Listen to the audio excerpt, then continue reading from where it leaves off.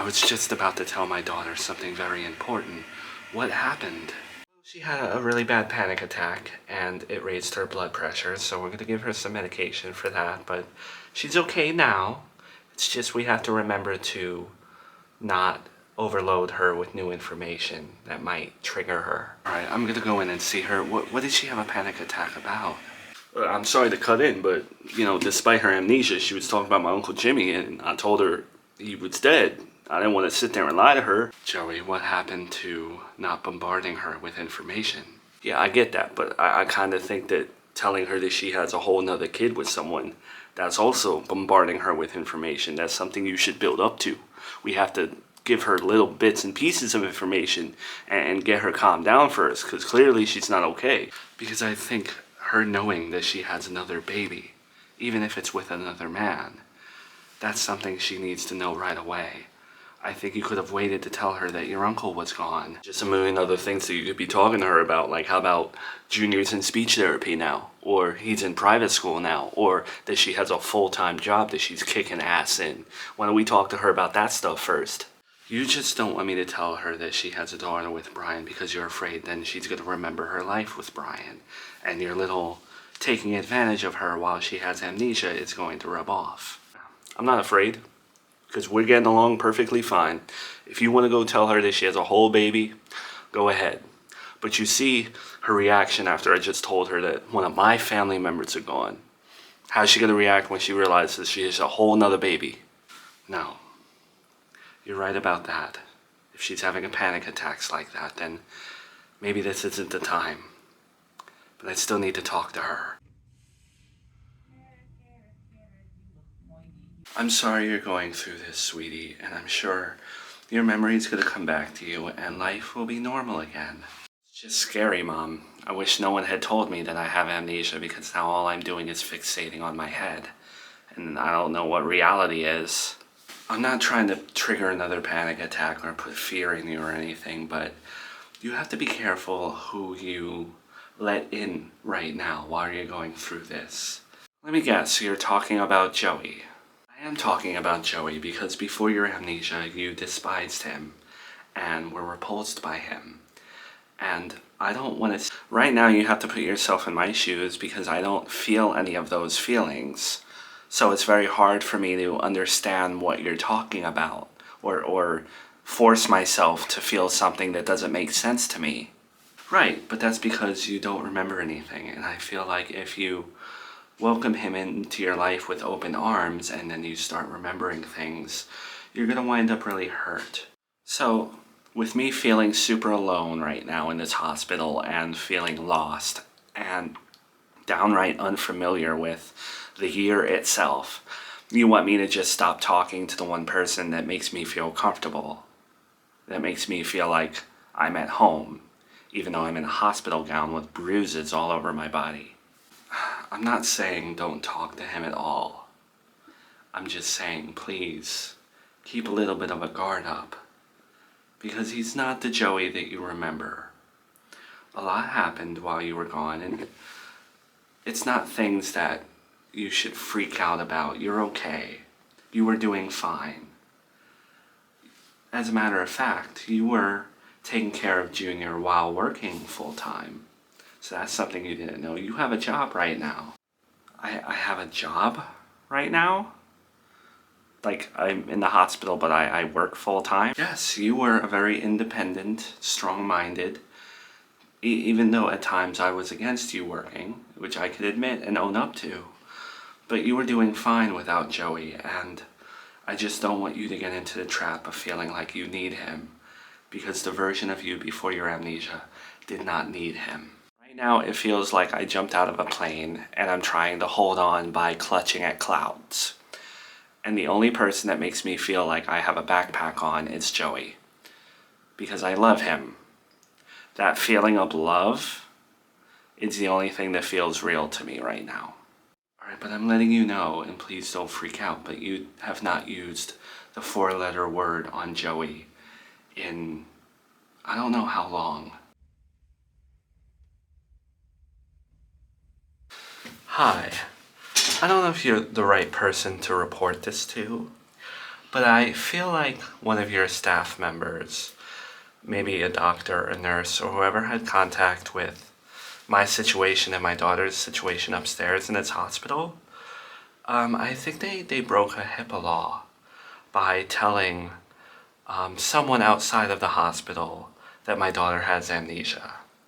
And I think that's 100% unacceptable.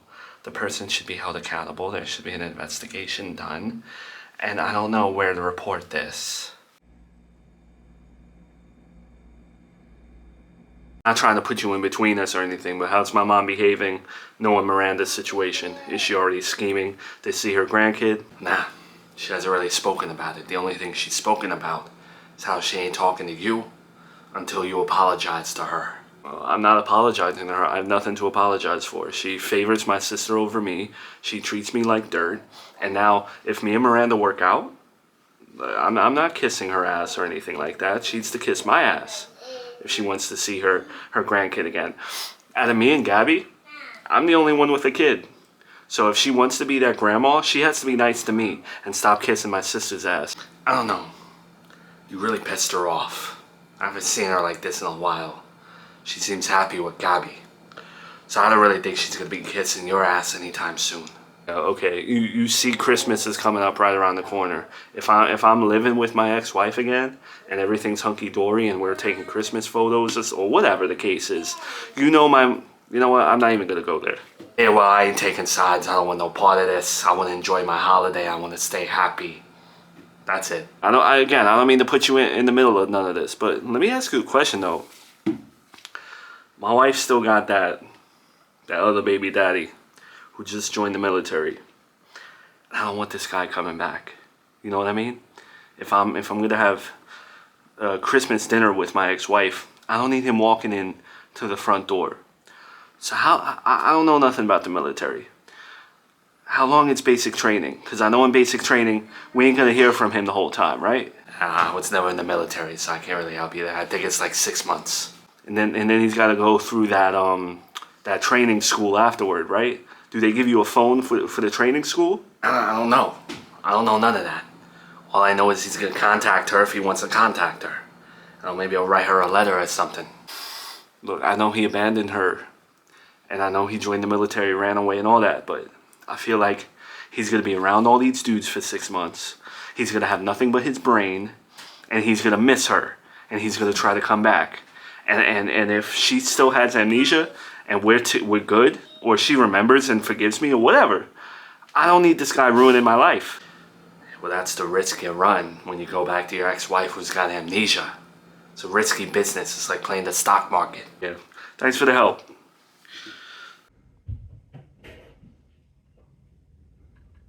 I may have amnesia, but I'm not stupid. Are you gonna wind up hurting me again?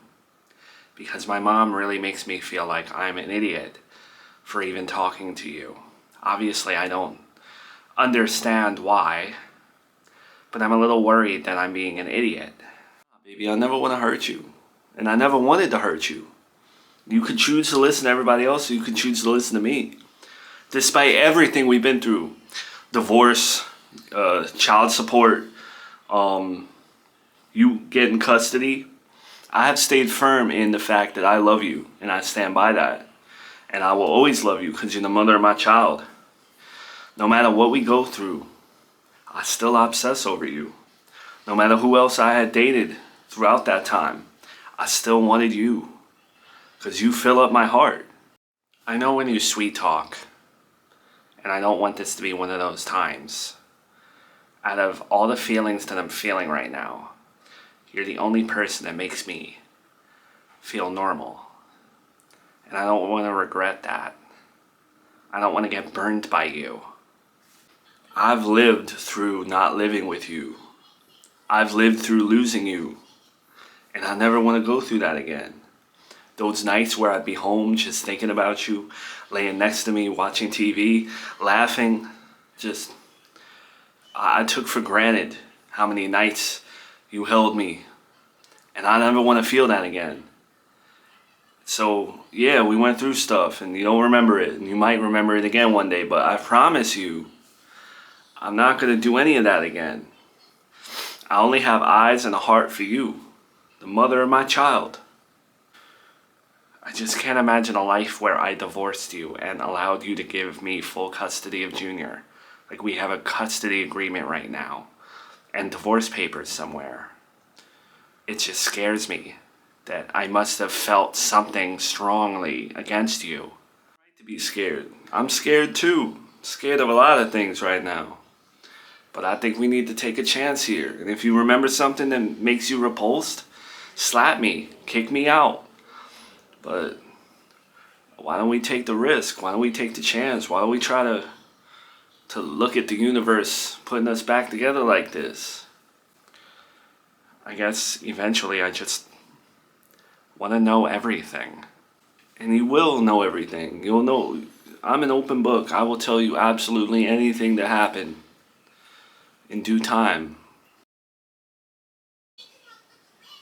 Hey Martha, today I read on the internet that 1/4 of Americans apologize for things out of their control.